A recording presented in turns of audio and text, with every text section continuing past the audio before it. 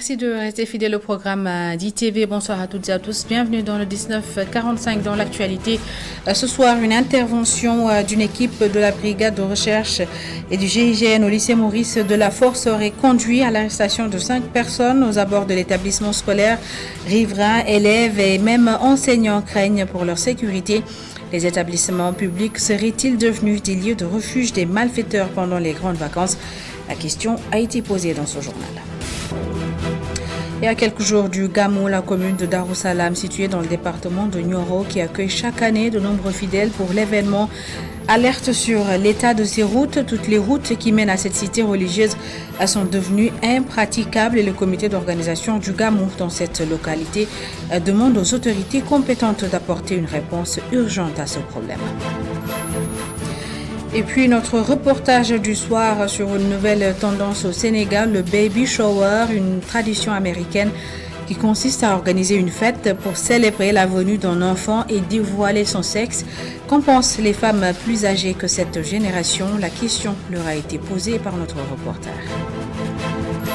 En sport, football en France et en Angleterre, les Sénégalais n'ont pas particulièrement brillé ce week-end. En Turquie, Mamba Badiam et Mbaïnian se sont bien illustrés et ont marqué chacun, ont doublé. Les détails tout à l'heure dans le Tour d'Europe des Lions.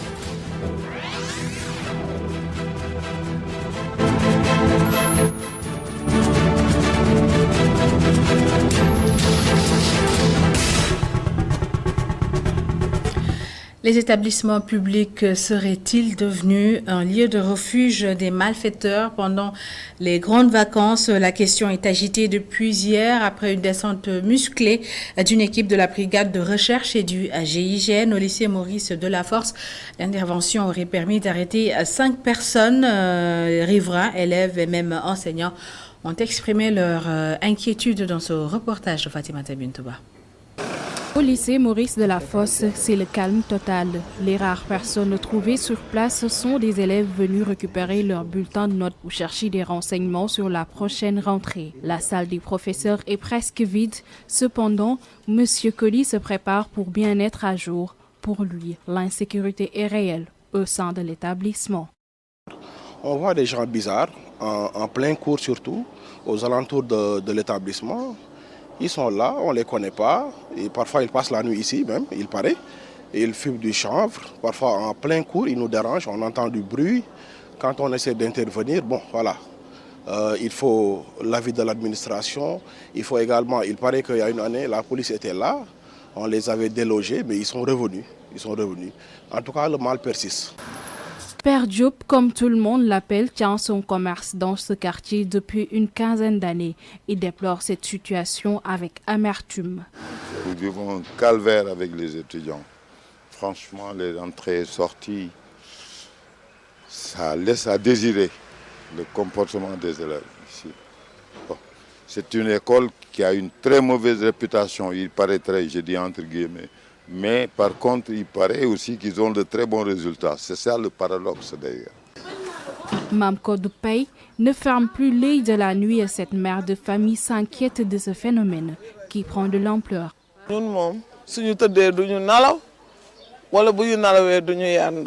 Nous ne dormons plus la nuit, c'est impossible de fermer l'œil. On habite ici depuis des années, mais c'est vraiment regrettable ce qui se passe ici. La nuit, on a peur de passer par là-bas et à chaque fois, les agresseurs se retirent à l'intérieur de l'établissement après avoir commis une infraction. Même le linge n'est pas épargné par les voleurs, on est obligé de le surveiller pour ne pas qu'il passe derrière nous.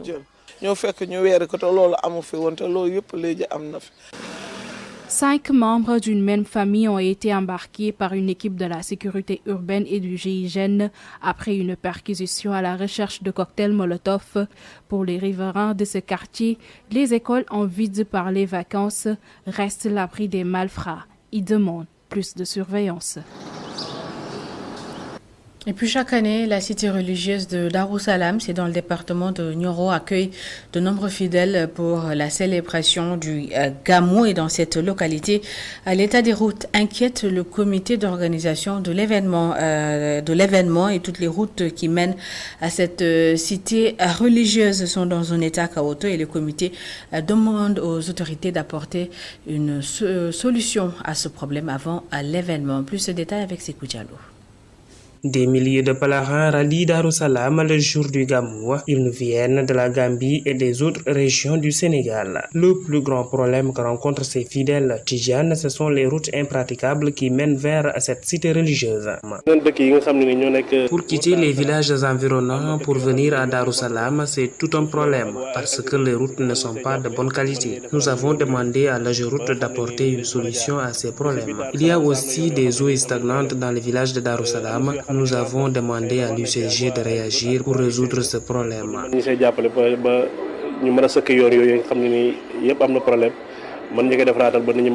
L'hivernage favorise la prolifération des moustiques, ce qui augmente le risque de maladies comme le paludisme. Il est important de prendre des précautions comme utiliser des répulsifs pour se protéger.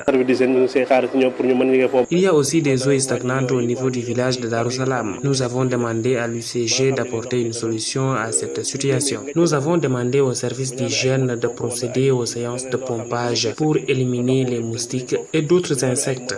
Ça nous permettra de prévenir certaines maladies. Selon l'adjoint au préfet de Nioro, Serigne Fall, l'État va faire le maximum pour assurer le bon déroulement du Gamou de Darussalam. Ce sont des engagements pris par des services de l'État, donc automatiquement ça engage l'État du Sénégal. Ce sont ces démembrements qui sont là. Maintenant, nous, ce qu'on a l'habitude de faire, c'est qu'à partir de ce soir, il y aura un plan d'action. La ville sainte de Tivavone aussi se prépare pour le Gamou et à quelques jours de l'événement, les clients se bousculent au marché à Tivavone pour les vendeurs. C'est la meilleure période. Les clients viennent, ils achètent, ce qui impacte positivement leur chiffre d'affaires. Les détails avec notre envoyé spécial à Tivavone, Aliou Sow. Des tissus superposés à côté, clients et vendeurs se côtoient sans aucune barrière. Préparatifs du Gamou oblige. Nos interlocuteurs nous listent les tissus qui sont à la mode cette année. Tendance bi cotonnade la, voile parti brodé, amna tamit di ak tenue menu. Li nak moy coton yi mo xew. Mom moy cotonnade. Mom ay coton 100% la. Natambay, une cliente croisée sur les lieux, venue avec ses camarades, cherche un tissu pour le Gamou. Nous sommes venus voir les tissus pour faire le choix de ce que nous allons porter. Nous sommes venus tôt pour avoir de la bonne qualité.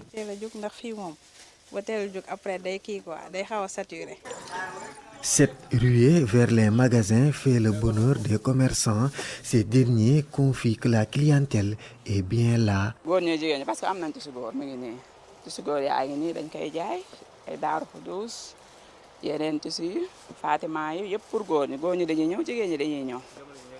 Il y a des hommes et des femmes. La clientèle vient de partout. Actuellement, il y a de la clientèle.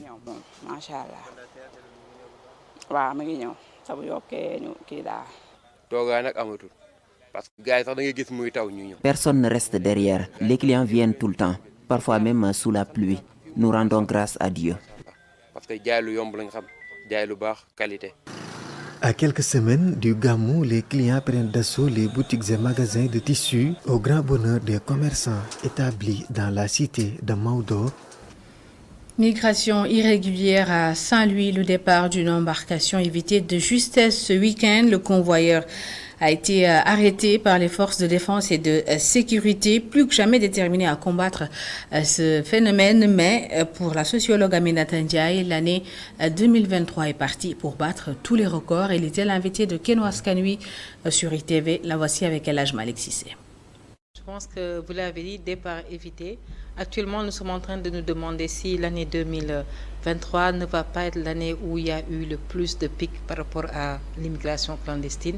Et comme à chaque fois que ce phénomène-là, qui n'est pas nouveau, qui connaît des moments de pic et de régression, nous faisons nécessairement le lien avec la situation, soit politique, économique du pays actuellement. Ce que nous préconisons, ce sont des solutions multiples parce qu'il y a des responsabilités partagées au niveau des politiques en matière des politiques pour les jeunes, mais également liées à l'éducation, à la pression sociale des familles, autant de choses qu'il faudra voir pour arriver à juguler ce phénomène. Je pense que c'est un ensemble de solutions qu'il faudra mettre en œuvre.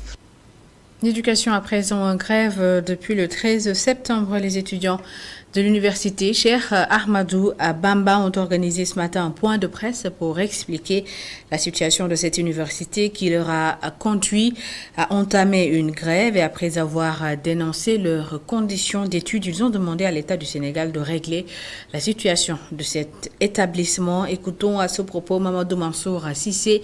Il est étudiant et membre du collectif des étudiants de l'UCAB. Le voici au micro de Boudal Ndiaye.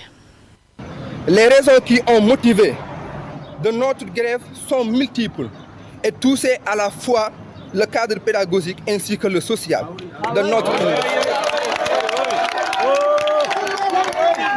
Nous insistons sur la nécessité d'un strict respect du système LMD, notamment en ce qui concerne la charge horaire d'enseignement qui atteint souvent des niveaux excessifs allant jusqu'à 10 heures par jour, ce qui est inacceptable. De plus, nous avons constaté des lacunes flagrantes en matière de matériel pédagogique. Dans la plupart des filières de l'ICAP, comme ici à Dakar, département électromécanique, ainsi que Saint-Louis et Bambey, nous constatons des manques matériels, ce qui est... Nous croyons formellement que nos revendications sont légitimes et cruciales pour l'amélioration de notre université Cheikh Ahmadou Bamba et nos conditions d'études. Nous espérons que nos autorités prennent en considération nos préoccupations et travaillons de manière constructive à la résolution de ces problèmes. Merci à vous. Cérémonie de lancement de la 14e édition de la session annuelle de formation sur les conflits armés, le droit international des droits de l'homme. Il a été officiellement lancé ce matin. Durant 2 semaines, des étudiants en sciences juridiques seront formés sur ces questions. L'objectif est de trouver des solutions face aux violences sexuelles et les violations des droits humains dans les zones en conflit. Explication Nyanya Dioufnian et Chertidian Diouf. Les conflits armés menacent les droits humains. 5000 cas de violations ont été notés au Mali, d'où l'importance d'insister sur la répression pénale des violations graves du droit international humanitaire. Notons en cas de conflits armés beaucoup de violations de droits de l'homme. Par exemple, les disparitions forcées, il y en a beaucoup. Nous avons également les déplacements de population, mais également les cas d'agression sexuelle. Nous l'avons soulevé tout à l'heure. Par rapport aux statistiques, rien qu'entre juillet et septembre 2022 au Mali, nous avons dénombré pas moins de 5000 cas de violations, violations sexuelles.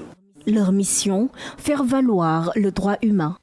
Dans notre mission en tant qu'institution nationale, nous avons cette mission d'éducation aux droits humains.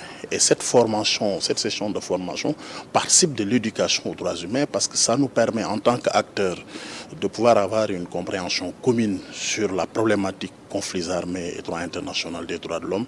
Et cela nous permettra d'être beaucoup plus efficaces sur le terrain.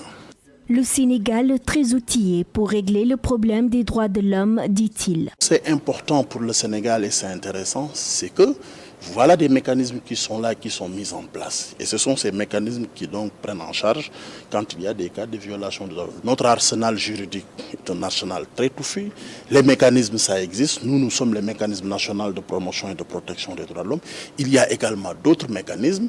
Donc je pense que cela est extrêmement important pour pouvoir prendre en charge donc la question des droits de l'homme au Sénégal. Les conflits armés touchent plusieurs pays en Afrique. La question des droits humains devient de plus en plus préoccupante, surtout au Sahel.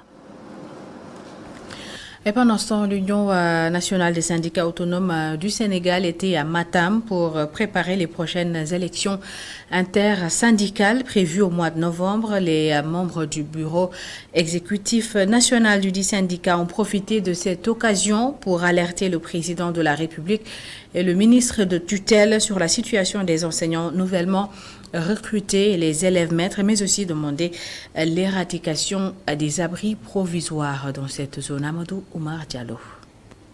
La rentrée scolaire 2023-2024 risque de connaître des perturbations à Matam. Selon le membre du bureau exécutif de l'UNSAS, Pape Abdoulaye Diallo, le ministre de l'Éducation nationale, Cheikh Omar Anne, a montré ses limites. À Matam, la situation est d'après lui loin d'être reluisante. Aujourd'hui, nous avons des difficultés visibles, manifestes, qui risque vraiment de plomber le secteur de l'éducation et de la formation dans un danger total. Aujourd'hui, dans cette, nous avons connu des départs massifs lors des mouvements nationaux. Mais le grand danger est que aucun enseignant aujourd'hui n'est en formation. Nous avons le problème des enseignants issus du recrutement spécial. Ces enseignants-là avaient fait ce que l'on appelle l'examen de sortie après la formation et jusqu'à présent ne peuvent pas voir une seule feuille attestant le résultat de leur examen de l'année dernière. La question des abris provisoires est toujours d'actualité, nous dit le membre du bureau exécutif du syndicat. Aujourd'hui, nous pouvons compter plus de 300 abris provisoires dans toute la région de Matam. C'est la vérité, c'est ça la vérité. Nous en avons des preuves. Ces syndicalistes veulent que le ministre de tutelle prenne au sérieux les questions de l'éducation pour éviter toute perturbation en début d'année scolaire. Nous exigeons de lui à prendre rapidement les choses sérieuses, les questions, dites questions sérieuses de l'éducation. Ces questions-là, c'est de tout faire pour avoir le maximum d'enseignants, c'est de tout faire pour éradiquer les abris provisoires. Nous sommes dans une phase alerte. Mais s'il continue dans cette attitude, nous ferons ce que l'on appelle ubitei, manifester. Autrement dit, ubitei, sali kerebitei. En marge des élections intersyndicales prévues en novembre prochain, l'UNSAS prend les devants et alerte les autorités. À Matam, le départ massif des enseignants à moins d'un mois de la rentrée des classes inquiète. Le 14e congrès de l'Association des élèves et étudiants musulmans du Sénégal s'est tenu à Rufisque ce week-end. La rencontre était l'occasion pour ces élèves et étudiants de faire le bilan des 30 ans d'existence de l'AMS, mais aussi et surtout de lancer un plaidoyer pour la prise en charge des préoccupations de la jeunesse sénégalaise. Explication Babacar Seck. Les coordinations des 14 régions de l'Association des élèves et étudiants musulmans du Sénégal se sont retrouvées à Rufisque pour le 14e congrès ordinaire de l'AMS. La situation difficile de la jeunesse a figuré en bonne place lors des discussions. Nous pouvons dire en réalité qu'il y a une certaine difficulté sociale par rapport à la vie, par rapport au chômage, à l'insertion professionnelle de la jeunesse. Bon nombre donc, de jeunes diplômés aujourd'hui peinent à trouver un emploi stable et pérenne. Parce que pour nous, en réalité, on peut bien sûr demeurer au Sénégal, donc travailler sérieusement, concourir à beaucoup de postes qui sont pourvus par le gouvernement, mais également, parallèlement, il faudrait que le gouvernement, que les autorités étatiques mettent en place des politiques donc, qui puissent assurer, qui puissent garantir à cette jeunesse donc, un peu désemparée donc, un emploi stable. L'Association des élèves et étudiants musulmans du Sénégal, qui fête son 30e anniversaire, a travaillé sur la formation spirituelle de ses membres et au renforcement des capacités. Dès sa création, l'AMS s'est attelée à travers à la formation islamique de ses membres, mais également au renforcement de leurs capacités pédagogiques, ce qui a fait que l'AMS n'a pas tardé à s'implanter dans quasiment toutes les régions du Sénégal à travers ses coordinations régionales et ses sections scolaires. L'AMS a aussi beaucoup insisté sur les activités de formation de grande envergure, des séminaires sous-régionaux qui lui ont permis de s'ouvrir à des partenaires de la sous-région. L'AMS a aussi un patrimoine immatériel caractérisé par l'esprit de fraternité et de solidarité. Pour rappel, le président sortant de l'Association des élèves et étudiants musulmans du Sénégal a été réélu pour un mandat de 2 ans. Passons à présent au reportage du soir. Le Sénégal, les Sénégalaises à l'heure du baby shower, une tradition américaine qui consiste à faire une fête pour célébrer la venue d'un enfant et dévoiler son sexe, une tendance que les femmes âgées sénégalaises n'approuvent pas totalement. Certaines rencontrées par notre reporter estiment qu'il est contre notre culture et même nos religions. Et d'après elle, une femme enceinte ne doit pas trop s'exposer. Ndayante Diop.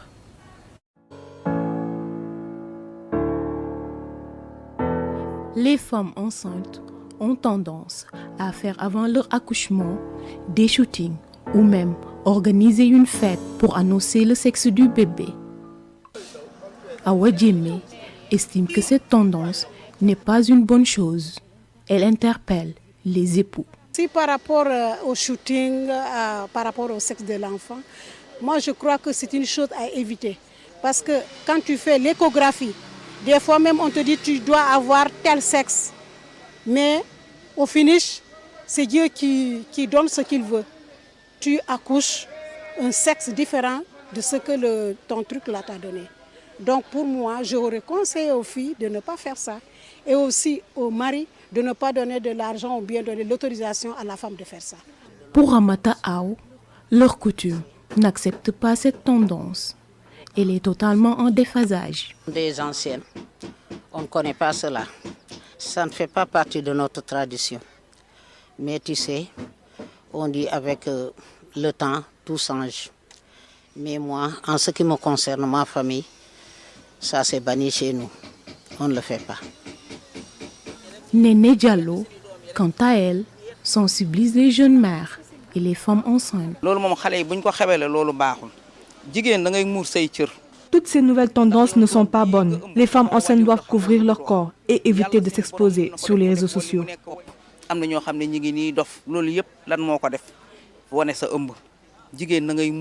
Cette dame défend cette tendance. Elle pense que c'est une bonne chose.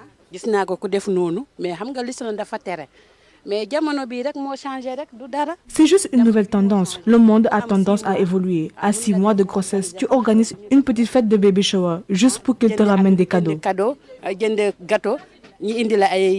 Dans la tradition sénégalaise, la femme enceinte doit éviter certains comportements et un accoutrement qui l'expose.